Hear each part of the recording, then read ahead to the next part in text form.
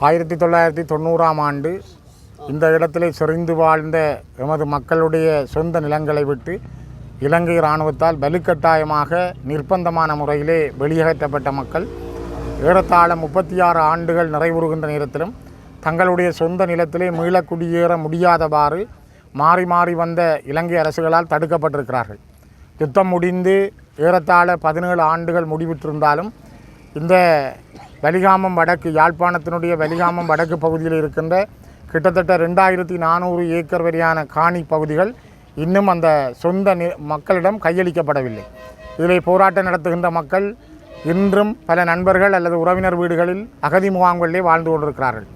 இப்பொழுது கூட பொறுப்பெடுத்து கொண்டு 2 ஆண்டுகளை நெருங்குகிற அனுர அரசு கூட கூறியிருந்தார்கள், நாங்கள் வந்தவுடன் அந்த மக்களை சொந்த இடங்களிலே குடியேற்றுவோம் என்று. இப்போ நாங்கள் நின்று பேசுகின்ற இந்த இடத்தில் கூட பல மக்கள் வாழ்ந்த பிரதேசங்கள் இராணுவத்தினுடைய தோட்ட நிலங்களாக, இராணுவத்தினுடைய சிஎஸ்டி என்கிற சிவில் பாதுகாப்பு பிரிவினர் தோட்டம் செய்கின்ற, மரக்கறி வியாபாரம் செய்கின்ற, கடைகள் நடாத்துகின்ற இடமாக இருக்கிறது தவிர இது ஒரு பாதுகாப்புக்கு குந்தகமான அல்லது பாதுகாப்புக்கு தேவையானதும் அல்ல. 17 ஆண்டுகள் இந்த மண்ணிலே வெடிச்சத்தங்கள் இல்லை, யுத்தம் நடைபெறவில்லை, மக்கள் தெருக்களிலே தான் இருக்கிறார்கள். அந்த மக்களுடைய சொந்த நிலத்திலே சென்று இருப்பதற்கு அனுமதிக்காதவாறு இந்த அரசும் பழைய அரசுகள் மேற்கொண்ட அதே அராஜகத்தையும் அதே பிடியையும் அவர்கள் மேற்கொள்ளுகின்றார்கள்.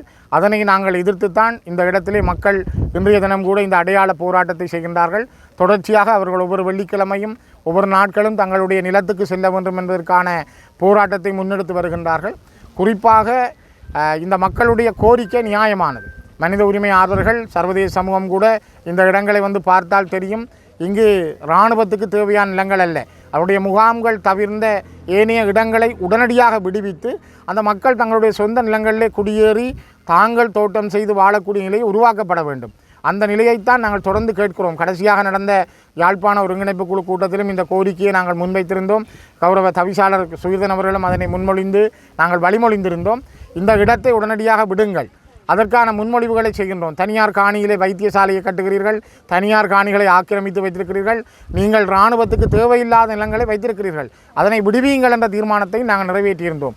அதனை விட எவ்வளவு மக்கள் குடியேற வேண்டும், எவ்வளவு காணிகள் இன்னும் உங்களோட கையில் இருக்கிற என்ற விவரங்களை கூட வெளியிடுங்கள் என்றும் நாங்கள் கேட்டிருந்தோம். அநேகமாக ஜூன் மாதம் 19ஆம் தேதி நடைபெற இருக்கின்ற யாழ்ப்பாண மாவட்ட ஒருங்கிணைப்பு குழு கூட்டத்திலும் தொடர் விடயமாதிபதி நடைப்பயிற்சி செய்த பாதையில் நாங்கள் நிற்கிறோம். அந்த வீதியின் அருகில் உள்ள சொந்த நிலங்களுக்கு சொந்தக்காரர் அந்த நிலத்திலே குடியிருக்க முடியவில்லை. எங்களுடைய மக்கள் 35 ஆண்டுகளுக்கு மேலாக இங்கிருந்து துரத்தப்பட்டு இன்று வரை அவர்கள் சொந்த நிலத்துக்கு காலடி வைக்க முடியாத நிலைமை இருக்கிறது. எங்களுடைய நிலத்திலே நாங்கள் குடியிருக்க முடியவில்லை, எங்களுடைய கடலிலே நாங்கள் மீன்பிடிக்க முடியவில்லை, எங்களுடையதை நாங்கள் ஆள முடியவில்லை. சிங்கள அரசாங்கம் பாதுகாப்பு என்னும் போர்வையில் எங்களுடைய மக்களுடைய காணிகளை கையகப்படுத்தி விவசாயம் செய்கிறது. அந்த விவசாய உற்பத்தி பொருட்களை இராணுவம் சந்தையில் கொண்டு வந்து விற்கிறது. அந்த காணிகளுக்கு சொந்தக்காரர் அந்த மரக்கறியை வாங்கி சாப்பிட்டு தெருவில் நிற்கிற நிலைமை இருக்கிறது. இந்த நிலைமை உலகில் இருக்கிற எந்த ஒரு இனத்துக்கும் ஏற்படக்கூடாது. எங்களுடைய மக்கள் அவர்களுடைய சொந்த நிலத்திலே குடியமர்த்தப்பட வேண்டும், அவர்களுடைய நிலங்கள் விடுவிக்கப்பட வேண்டும். விடுவிக்கப்படும் வரை எங்களுடைய போராட்டம் தொடரும்.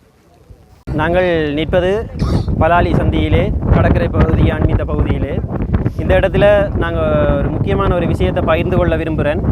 இராணுவ உயர் பாதுகாப்பு வலயம் 2198 ஏக்கரை இன்னும் கைவசத்தில் வச்சிருக்கின்ற பொழுது ஒரு சிறிய பகுதியை மட்டும், அதாவது முக்கியமான ஒரு நிலையமாக காணப்படுற பலாலி சந்தியிலே ஒரு சிறிய ஒரு பகுதியை மட்டும் பொதுமக்கள் பாவனைக்காக திறந்து விட்டுருக்கணும் இராணுவம்.